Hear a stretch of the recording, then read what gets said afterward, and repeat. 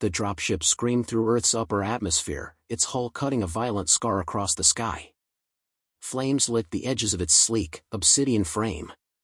Below, Camp Resolute waited, silent, scorched, and watching. Sergeant Marcus Hayes didn't flinch. He stood with arms folded, steel-eyed, his jaw locked tight as concrete. Around him, recruits paused their drills, necks craned. The alien was coming. The ground shuddered as the dropship landed, dust blasting out in a choking wave. The ramp hissed. Silence fell. Then it stepped out. 8 feet tall. Plated in black scales. Twin tusks flaring out from a jaw lined with teeth like broken glass. The Torgai warrior, General Karzul, moved like a predator, each step deliberate, as if he owned the air. Hayes gave him a slow once-over, unimpressed. "You the package they sent?"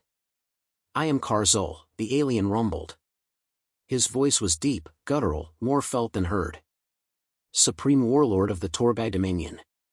Slayer of..." Yeah, Hayes cut in. "You're late." The recruits snorted behind him.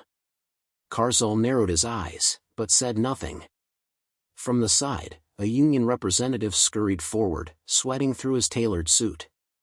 "Sergeant Hayes, this is an official Galactic Union collaboration. The Dominion has volunteered their top military figure to undergo human marine training in the spirit of interspecies cooperation. No refunds if he dies," Hayes said, eyes still on the alien. "Death is unlikely," Karzul said. "I have trained on black hole rimworlds. I have fought blind in acid storms. Your trials will not break me." Hayes finally smiled, but it was the kind of smile you see right before a fight breaks out in a bar. "We'll see." The first day was a blur of motion, pain, and heat. Earth's gravity sat like a second body on Karzul's shoulders. He didn't show it, but Hayes saw the strain in his step. Subtle. But there. Morning drills began at 0500. Recruits ran with 60-pound packs through burning sand. Karzul's pack weighed 120, Hayes made sure of that. "Pick it up, lizard boy," Hayes barked. "This isn't parade walking. This is Marine boot. Either move like your life depends on it or hope your enemies show mercy." Karzul bared his teeth. "The Torgai do not ask for mercy." "Cute. Neither do we." They ran. Later, in the obstacle yard, Hayes watched Karzul attempt the wall. 15 feet of carbon-reinforced steel. The alien slammed into it, claws tearing deep grooves, but couldn't climb. "You built this wall for creatures with hands," Karzul growled. "No," Hayes replied, arms folded. "We built it to remind you that strength alone doesn't cut it here. Marines use whatever they've got. Ingenuity. Teamwork. Sometimes even begging." Karzul stepped back, breathing hard. Then, wordlessly, he grabbed a nearby recruit and threw them upward, soaring over the wall. The recruit landed with a scream, dazed but unharmed. Hayes walked over, boots crunching. Creative. Dangerous. Dumb. Karzul stared down at him. "She is unharmed." "Yeah? So's my patience." "Barely." He pointed at the wall. "Now climb." The alien did. By evening, the recruits dragged themselves to the mess hall. Karzul stood apart, staring at his food, a protein mash so foul it could qualify as a chemical weapon. "What is this?" he asked. "Dinner," said a recruit named Ortiz, plopping down beside him. She looked like she hadn't slept in a month. "You don't eat, you die. Welcome to Earth." Karzul poked the mash with a claw. "It smells like rot." "Smells like victory." Ortiz grinned. "If you keep it down." He did not. Minutes later, he staggered outside, purging behind a supply crate. Hayes watched from a distance, arms crossed, expression unreadable. That night, they hiked. No stars. Just fog, cold, and uneven rock. Recruits stumbled in the dark, legs trembling. Hayes walked up and down the line like a wraith. No lights. No talking. If you trip, crawl. If you cry, make it quiet. Karzul moved steadily, but even his breath had quickened. Earth's atmosphere, thicker, heavier, laced with unfamiliar pollutants, chewed at his lungs. Hours passed. The cold got into bones. At 0300, Hayes stopped them at the edge of a ravine. Wind howled. "This is the part," he said, voice low, "where people start breaking." Karzul stepped forward. "This is nothing. You think this is about pain?" Hayes stepped close, nose almost touching scaled armor. "You think we scream at socks and boots because we like the sound of our own voices?" Karzul blinked, silent. "It's about chaos," Hayes said. "Confusion. Pressure. We don't train warriors. We forge survivors. You imply I cannot survive." "No," Hayes said, turning away. "I imply you don't know what it means yet." At dawn, the sky turned to blood and gold. Recruits collapsed in the mud, gasping. Karzul knelt beside them, body steaming in the morning chill. His hands were trembling. Hayes approached, quiet now. "You lasted the day." "Barely." Karzul looked up, face unreadable. "Your methods are inefficient." "Maybe. But they work." The alien tilted his head. "You attack the mind. The body follows. Torgai do not train this way." "Yeah. That's why you lose wars to us," Hayes said, crouching beside him. "You've got muscle. We've got grit. And I'm gonna beat the weakness out of you till you find some." Karzul looked away, breathing hard. Back in the barracks, one recruit whispered, "He's strong, but he doesn't get it. He's not built like us." Ortiz nodded. "He doesn't want to break, but he will." Hayes said nothing. He watched Karzul quietly clean his boots, methodical, distant, but slower than before. The first crack had formed. The warlord hadn't shattered, not yet. But Earth had started to whisper to him. And it never stopped whispering. Karzul's breath fogged the glass of the VR chamber as the simulation loaded. "Ready?" Hayes asked from outside, arms crossed. The alien warrior nodded, jaw clenched. "Begin." The pod hissed shut. Inside, the world changed. One moment he stood in a sterile training cube. The next, fire rained from the sky. Cries of panic. Smoke. Blood. He was on a battlefield, alien but eerily familiar. Buildings collapsed. Children screamed. His squad, the human recruits, ran through rubble, calling his name. A child reached for him. He hesitated. A blast struck. She vanished. The scene reset. Again. Again. Outside, Hayes watched the vitals spike. Heart rate up. Pupil dilation. Muscle tremors. He turned to Lieutenant Chen beside him. "That's the third loop. Think he gets it yet?" Chen shrugged. "Torgai don't train with trauma. They believe in control. This is raw." "Exactly." Inside, Karzul roared, smashing his fist into phantom concrete. It passed through, like smoke. The world reset once more. Hours later, the pod opened. He stumbled out, breathing ragged. His scales were slick with sweat. Hayes said nothing. Karzul looked up slowly. "These are illusions." "No," Hayes replied. "They're memories. Borrowed from the real Marines who lived them." "That little girl? She was real. So was the scream." Karzul didn't respond. He walked away in silence. By midweek, his gait had changed. Slower. Not from pain, but weight. Invisible, psychological. The recruits noticed. "Never thought I'd see the lizard look human," Ortiz said as they assembled for weapons drill. Karzul grunted, overhearing. "I do not look human." "No," she replied. "But now you know what loss smells like." He looked at her for a long moment and said nothing. The firing range was next. Standard rifles. Moving targets. Cold wind cutting through sand and steel. Carzol's shots were perfect. Pinpoint. Precise. But Hayes wasn't impressed. Good aim. But you're treating it like a contest. This ain't a target game. Explain, Carzol said, lowering the rifle. Hayes leaned in. It's not about hitting. It's about why you pull the trigger. You hesitate in the field, someone dies. You rush it, same thing. This, he tapped Carzol's chest, is the part we're training. The alien frowned. My heart? No. Your soul. If you've got one. Later, the squad ran the canyon route. Brutal terrain. Blistering heat.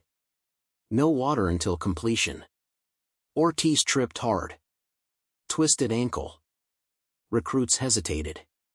Carzol turned back. Leave her, barked a recruit.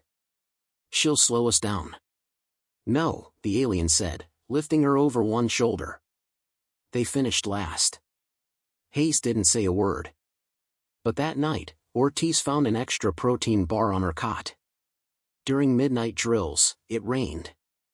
Acid rain. Not enough to scar, just enough to sting.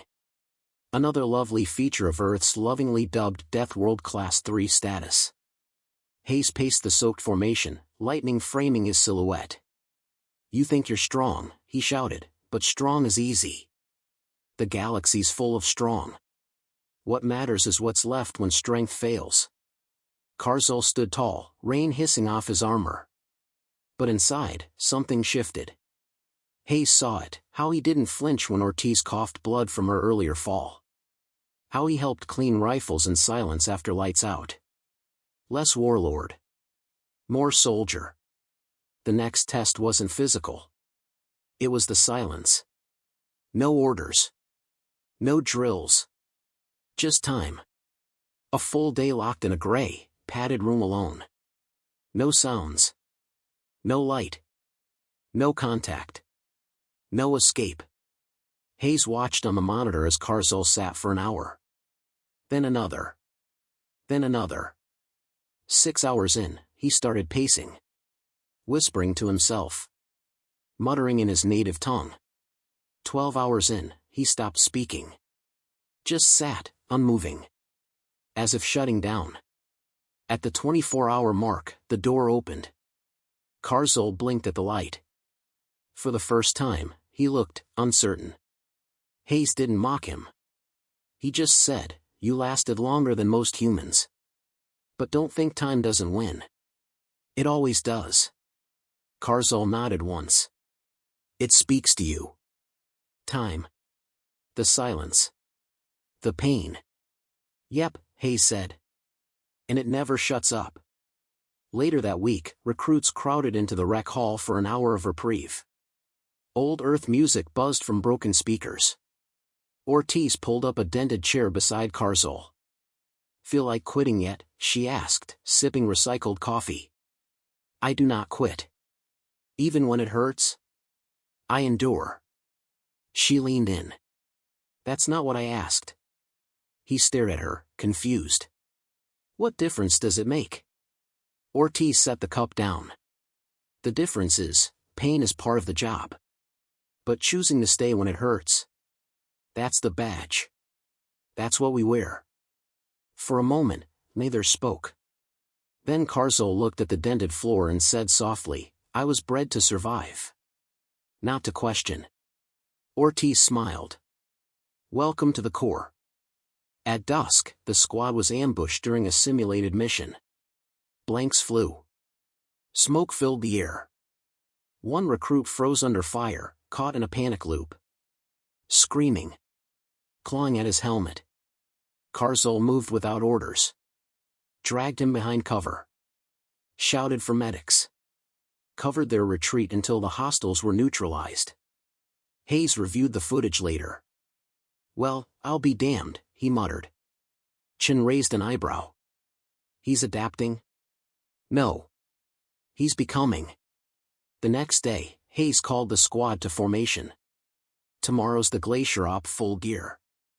Sub-Zero. 4-hour sim. A groan rippled through the group. Karzul raised a hand. Sergeant. Hayes turned, surprised. The alien had never asked the question in formation. Yes? Karzul hesitated. What is the point of this test? Hayes grinned. To teach you one thing. And that is? That some battles don't want to be won. They want to break you just for trying. Karzul lowered his hand slowly, nodding once. That night, Hayes found himself watching old combat footage in his quarters. He paused on a still frame, his old squad, years ago. Ortiz's brother had been in that unit. They hadn't made it. He closed the file. This batch was different. One in particular. And tomorrow would tell if that change was real or just a crack waiting to shatter. Snow hammered down like shrapnel. The wind howled over the glacier, slicing through armor and exposed skin alike. Visibility, 5 meters. Temperature, -40 degrees Celsius. Welcome to Hell's Freezer. Sergeant Hayes stood with his coat unzipped, arms bare, watching as the recruits trudged out of the drop ship onto the ice. His voice, clipped and cold, crackled over comms. 4 hours. No shelters. No resupply. Navigation by dead reckoning. You miss extraction, you sleep in the snow. Ortiz adjusted her mask beside Karzul, her face pale beneath frost. Tell me again why we do this. Because it's the last test, he replied, gaze sweeping the white void. Then we're either Marines, or bodies. She didn't laugh. The mission was simple on paper, cross a 7-kilometer glacier under simulated combat conditions. Hostile drones. Sensor disruption. Terrain that killed 3 recruits last year alone.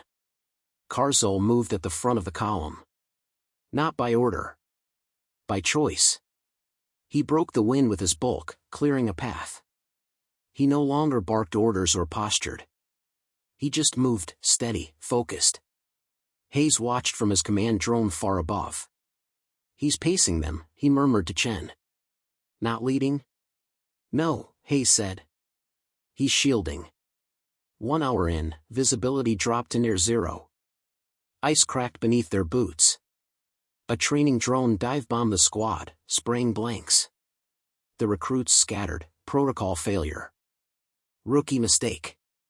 Ortiz slipped near a ridge. Her scream vanished into the wind. Karzul turned, scanned, and bolted without hesitation. Hayes shouted into the comms, do not break formation. You leave your route, you fail. Karzul didn't reply. He was already over the edge. He slid 20 meters down a slope, landing hard, claws digging into ice. Ortiz lay below, half buried, leg pinned by a fallen drone turret. Her voice was weak. I think it's broken. No. Just trapped, Karzul said, kneeling beside her. Protocol says leave me, she muttered. He looked at her. You are not protocol. Above them, the storm thickened. 2 hours passed. Hayes stood silent, arms folded. Around him, junior instructors murmured, unsure. Should we mark him as failed? Chen asked. Hayes didn't answer. Sergeant? Hayes shook his head. Not yet. Karzul carved a makeshift sled from the broken drone chassis. Ortiz protested once, then passed out from the pain. He wrapped her in heat blankets, strapped her down, and began dragging her back up the ridge. The storm punished every step. His armor froze solid in places. One foot slipped. Then another. But he didn't stop. He remembered the silence. The VR girl. The scream. He didn't stop. Back on the glacier, the remaining recruits reached the extraction point, wind-burned and shaking. A med officer counted heads. 1 short. Hayes arrived moments later. Where's Ortiz? The silence was answer enough. A minute later, a red flare hissed into the sky. They turned. Karzul emerged from the storm, dragging her. It took 3 medics to get Ortiz into the evac tent. She was hypothermic but alive. Hayes walked out into the snow, stopping just short of the alien, who collapsed to one knee. His armor was cracked. Ice clung to every joint. Steam rose off him like a dying engine. Hayes crouched. No orders. No objective. Just choice. Why? Karzul looked up slowly, eyes rimmed with frost. She was not the strongest, he said. But she had not yet failed. 2 days later, the recruits stood on the parade field, lined in rows beneath a cold blue sky. Clean uniforms. Fresh haircuts. Bruises hidden under medals. The graduation banner flapped in the wind. Hayes stood before them, voice like gravel. You came here soft. Now you're steel. You came here alone. Now you're a unit. You faced hell, and gave it a bloody nose. He paced in front of the squad, stopping before Karzul. This one, he said, voice quieter now, came from a world that thought strength meant domination. He learned it meant sacrifice. That's a lesson some humans never get. He stepped back, saluted. Karzul returned it, hand to chest in human fashion. After the ceremony, the recruits mingled with families and officers. Ortiz sat beside a heater, leg in a brace, smiling at Karzul. You did good, lizard, she said. I did what was required. No. You did more. He stared at her for a moment, then offered a small, foreign smile. I think. I understand now. The humans are not the strongest. Not the fastest. But they do not stop. She raised a mug. Welcome to the Corps. That night, in front of a Galactic Union press camera, Karzul stood in full marine dress. The galaxy watched. Billions of species tuned in. A tour guide had survived human training. The interviewer asked, "What did you learn, General?" He looked into the lens. His voice was calm. To conquer a world, you must first conquer the self. I have learned this, from the humans. Then he turned and walked away, toward his squad. 2 months later, the galaxy had already moved on. The headlines had faded. The news feeds buzzed with fresh crises. Alien wars, trade disputes, a plague on a gas giant. The Torgai experiment, sending a warlord to Earth's Marine Bootcamp, was already yesterday's drama. But inside Camp Resolute, history still walked the grounds. Karzul hadn't left. He'd passed the trial, received his honors, and then, against all diplomatic expectations, requested to stay on as an instructor in training. No one understood why. Except Sergeant Marcus Hayes. I thought you were heading back to your empire, Hayes said one morning, watching Karzul strip down a field rifle with practiced ease. I was expected to. Then why didn't you? The alien looked up.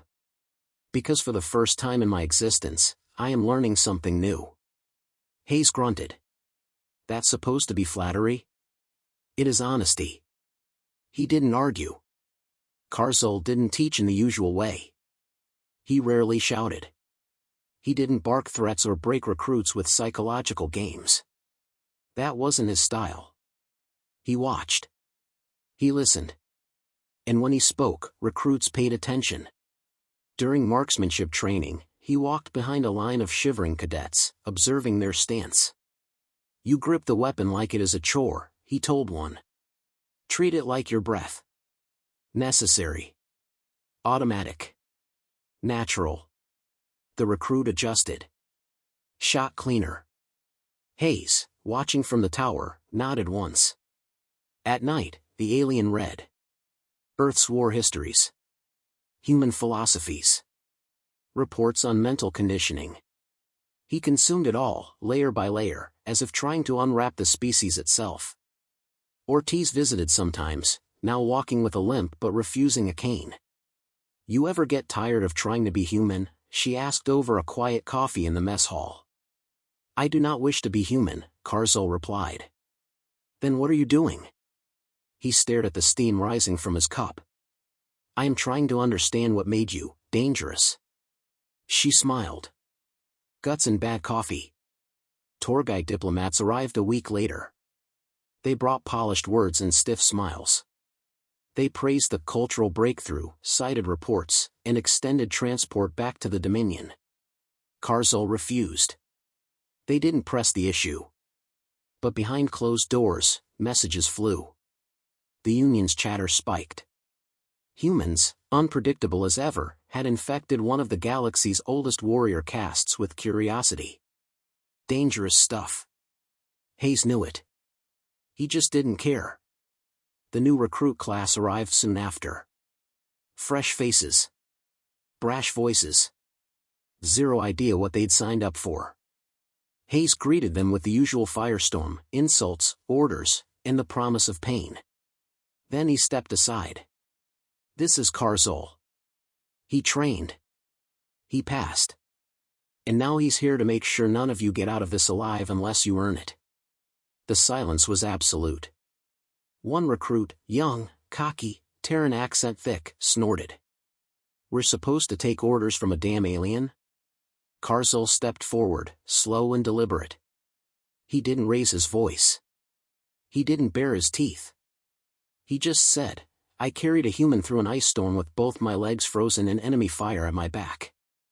I did not do it because I was ordered. I did it because no Marine is ever left behind. The recruit didn't speak again. By week 3, the cadets were different. Harder. Sharper. Quieter. They listened when Karzul spoke, not because of his rank, but because of his presence. He wasn't there to intimidate. He was proof. Proof that something deeper than strength connected soldiers, no matter the species. During a gear inspection, one recruit found a torn photo tucked inside his pack. It was his family. He'd been hiding it. Karzul held it for a moment, then returned it without a word. No punishment. No lecture. Later that night, the recruit asked why. Because some things make you weaker, Karzul said. But others remind you why you cannot afford to be. Instructors talked. Word spread. Other species took notice. A Grendel bruiser joined the next rotation. Then a Scari scout. The Union had tried to mimic humanity's toughness before, biological splicing, hardship simulators, but it never worked. Until now. Because Karzul wasn't mimicking. He was translating. One evening, Hayes sat on the firing range alone, watching the sun die over the dunes. Karzul approached, wordless for a while. Hayes didn't look over. You don't talk much anymore, he said. I talk when I have something worth saying. Fair. Karzul sat beside him, armor creaking faintly. I have a question. Hayes arched an eyebrow. Shoot. When did you understand it? Understand what? What it means to be human. Hayes thought for a long time. When I was 20, I pulled a friend out of a collapsed tunnel. Took half my skin off. He died an hour later. Never forgot how he smiled, even while he bled out. He paused.